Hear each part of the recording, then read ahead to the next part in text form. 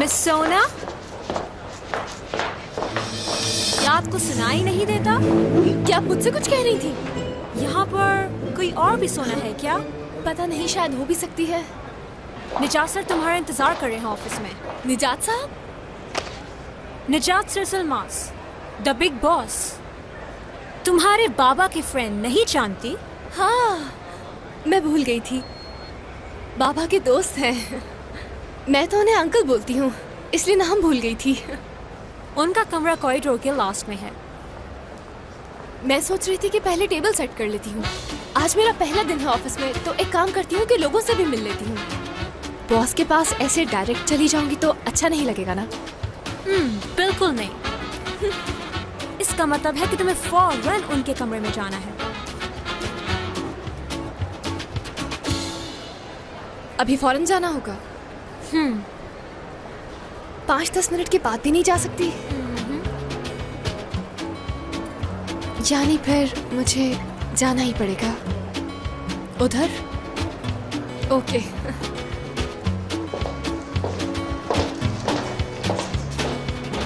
अमीर बाप की बिगड़ी हुई औलाद बेहोश लड़की।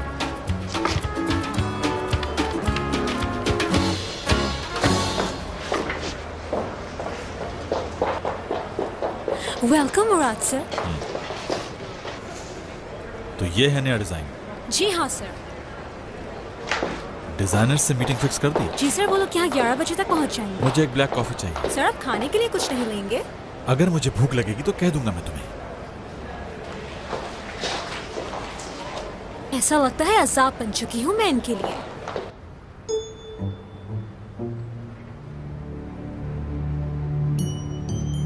पहला दिन ही मेरी नौकरी का आखिरी दिन बनेगा। अंदर आ जाइए। आ जाओ बेटा।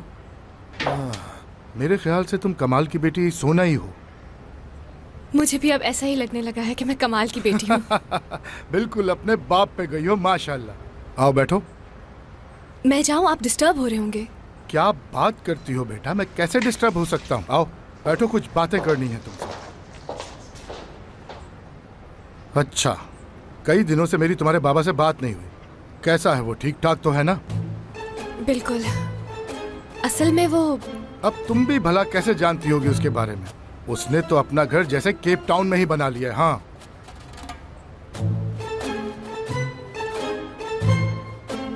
हाँ।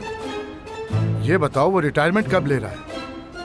बल्कि नहीं, उसने मुझे बताया था कि उसकी रिटायरमेंट में 1 साल रह गया है। ठीक कह रहे हैं। उसे फिर से शादी कर लेनी चाहिए।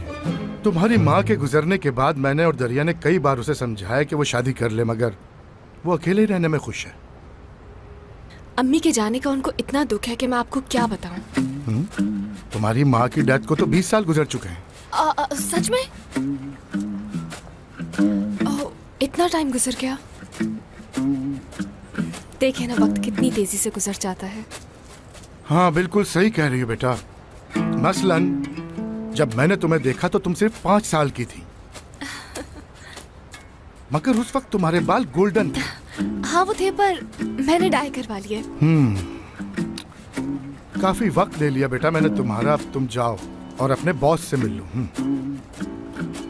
बॉस से मिलना है? पापा ने नहीं बताया तुम्हें कि मैं अब रिटायरमेंट ले रहा हूँ और काम बच्चों को दे रहा हूँ?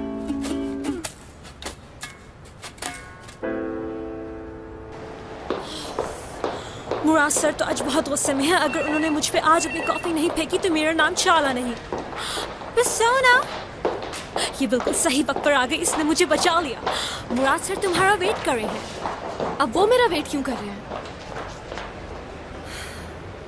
मुराद सर कौन है? अब नहीं जानती मुराद सर को? बहुत अफसोस हुआ सुनकर। वो निजात सर के बड़े बेटे और इस कंपनी के बॉस हैं।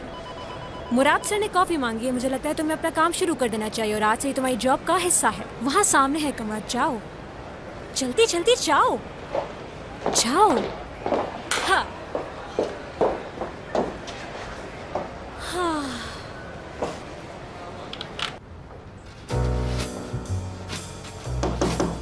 यस, कॉफी टेबल पर रख दो चाला। कॉफी लेकर चाला नहीं आई, उसने मेरे हाथ भिजवा दिया।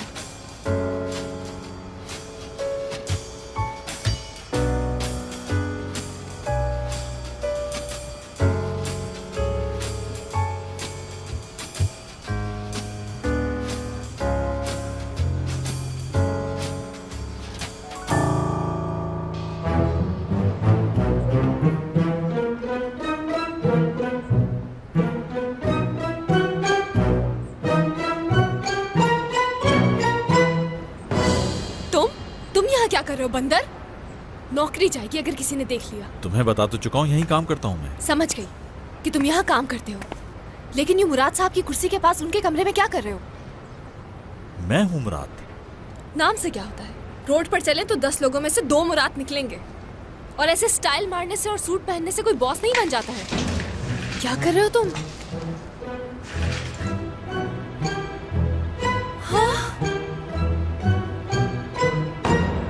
यानी सीरियसली मुराद सर आप हैं? सॉरी मुराद सर। मुझे लगता है कि कॉफी ठंडी हो चुकी होगी अब तक। जी मेरी बातों में कॉफी ठंडी हो गई। अगर मुझे ये बात पहले मालूम होती कि आप ही मुराद सर हैं तो मैं कभी भी ऐसे बदतमीजी नहीं करती आपसे। गलती हो गई मुझसे। आइंदा से मैं नेम प्लेट लगा के घूमूंगा। नहीं, वो मतलब नहीं था मेरा। चलो खैर, तुम्हारा नाम सोना है? नहीं, हयात। क्या? यानी आईडी कार्ड पर मेरा नाम कुछ और है। वैसे लोग प्यार से मुझे हयात बुलाते हैं। बाबा को नहीं मालूम कि मेरे 2 नाम हैं। अगर उन्हें पता चला तो वो मुझसे नाराज होंगे।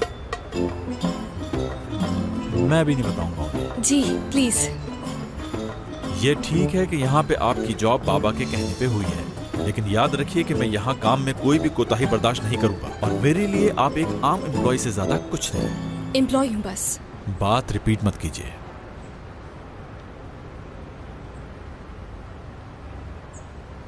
ठीक है। क्या ठीक है? बात रिपीट मत करो, ये कहकर चुप हो गए हैं। लगता है आपको सख्त लहजा ही समझ में आता है। जाइए और अपना काम कीजिए।